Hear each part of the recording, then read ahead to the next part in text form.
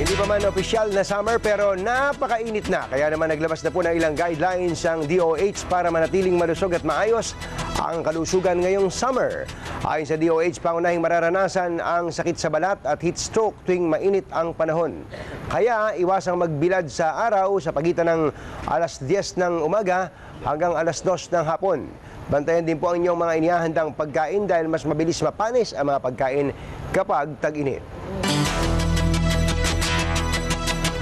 Ipapatupad po ng MMDA ang heat stroke break para sa mga traffic enforcer at street sweepers ngayong tag-init. Ayon kay Chairman Francis Tolentino, magsisimula sa Abril ang heat stroke break.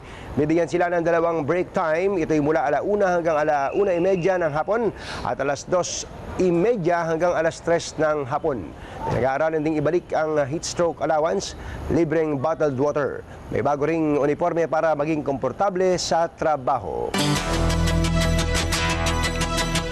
Kapansin-pansin po ang init ng panahon kaya andyan na po ang banta ng heat stroke at kaugnay po niyan, nasa tabi ko po si Dr. Tony Lechon, siya po ang Pangulo ng Philippine College of Physicians. Dr. Tony, umagang kaganda po sa inyo. At naka-color coding po kami, naka-blue po kami. Pero hindi po kami blue, masaya po kami. Doc, salamat po sa pagpunta ninyo. Una-una po, doon po sa mga hindi nakakalam, si Dr. Tony po ay internist. Pero unahin po natin, heat stroke. Paano po makakaiwas sa heat stroke? Well, ang heat stroke kasi, yan ay isang kondisyon na mataas ang temperatura mo dahil sa sobrang init, no?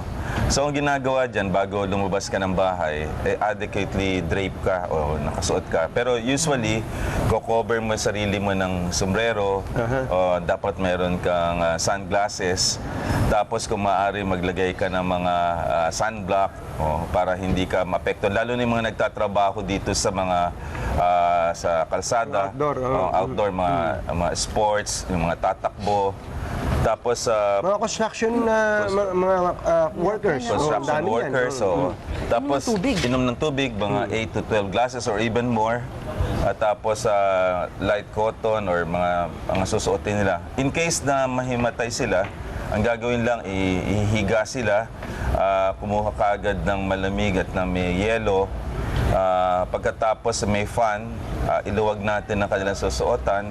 At immediately, kung talagang hindi nag-responde with those first aid measures, dadalhin natin kailangan sa ospital. Ito po ba pang may edad lang? Yung mga bata po ba tinatamaan din ng heat stroke? Oo, mga bata. Yung mga bata na nakikita natin nagkakaroon ng problema, yung mga naiiwan sa kotse. Kunyari, yung nanay pupunta lang sa sa mga stores or mamamalengke, iniwan yung bata, mga 2 years old. Ito yung mga classic example sa mga sad stories, tapos naiwan yung bata, pagbalik nila patay na yung mga bata. So, Dok, yung heat stroke, iba to yung parang hilo lang, di ba? Iba yan. Ito yung parang mas fatal ang heat stroke, di ba? Mas fatal ang heat stroke kasi ang nangyari dito, nagkaroon ng pagbaba ng blood pressure na bibilis ang heartbeat mo rito, bababa ang blood pressure mo. At talaga mangangailangan ka rito ng hospital kung sakali ba. Meron tayong mga konti lang na hindi pa nagpupunta sa heat stroke pero madali siyang i-manage I-cool off mo lang, pahigain mo lang, electric fan mo lang siya.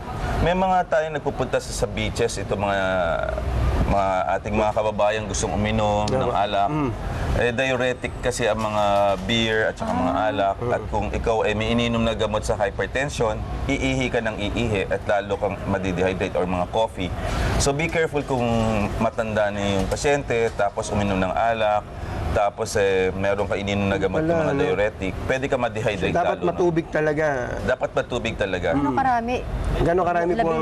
12 glasses. Ang nakalagay dapat 8 to 12 glasses. Pero kung sakali pa may thirst, meron naman tayong thirst mechanism at ang trigger nun. Inom ka lang ng inom. Ang delikado lang, kunyari may edad ka, tapos may gamot ka para sa puso, mag-iingat din, dahan-dahan din. Dr. Tony, total naman andyan na kayo, no? Alam niyo naman yung nangyari kay Jolo Revilla. Ngayon po, mga naririnig nating balita, hindi pa rin, out of danger yata, parang stable. Pero ang sabi naman ng iba, may mga nangyayari sa loob ng sistema. Ano ba yung trauma ba? Ano ba tawag doon? Well, of course, hindi tayo surgeon, pero siyempre, ako ay cardiologist, nire-referan ako ng mga cardiothoracic surgeon. Ito mga gunshot injuries, madalas natin ito nakikita, lalo na nasa PGH pa ako. Ang usually nangyayari dyan, kung hindi fatal, nasa right chest kasi, so wala doon yung heart eh. So kung nandun yung sa right side, ang pagkakabasa ko at saka sa pagkakaintindi, ay nagkaroon siya ng hemothorax sa pneumothorax. Ano daw yun? So ang ibig sabihin nun, sa pag-itan kasi ng baga, meron covering yung lungs. At tawag doon pleura. Tapos intervening nun, nandun yung ribs, no? So pagka binaril ka, tumama sa large vessels mo, dudugo ka. Ang tawag doon hemothorax, hemo. Paghangin, pneumo. Ang tawag doon pneumothorax. So, ito hemothorax.